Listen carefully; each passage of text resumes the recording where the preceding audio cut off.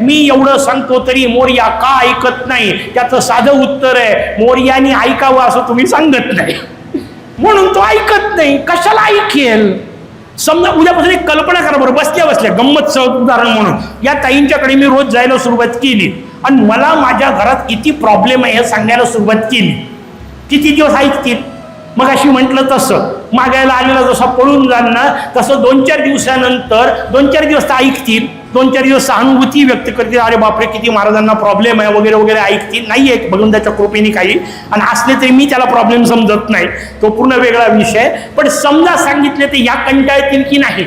मग मला सांगा, दरवेळा त्याला जाऊन सांगितलं तर तो कंटाळत असेल की नसेल? हा विचार डोक्यात करणे याला भक्ती म्हणतायत. मी मोरयाला काही सांगायला जाणार नाही, गंमत म्हणून जायचं आणि आनंदात जाऊन पोचायचं. मोरया विचार कसं काय आला? म्हणजे काही नाही, बरेच दिवस झाले आलो नव्हतो म्हणून सहज भेटायला आलो.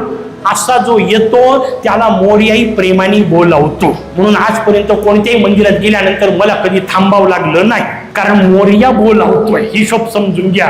आणि ज्या दिवशी मी काही मागायला सुरुवात करील त्या दिवशीपासून मोरयाचे मंदिर बंद राहतील. हा हिशोब आहे, मी त्याच्या समोर जाणे नाही, तो माझ्याकडे पाहतोय. काय मागायला जाऊ नका. मोरयाने जे न मागता दिलंय त्याच्याबद्दल धन्यवाद द्याय करता जाणे याला दर्शन असं म्हणतात.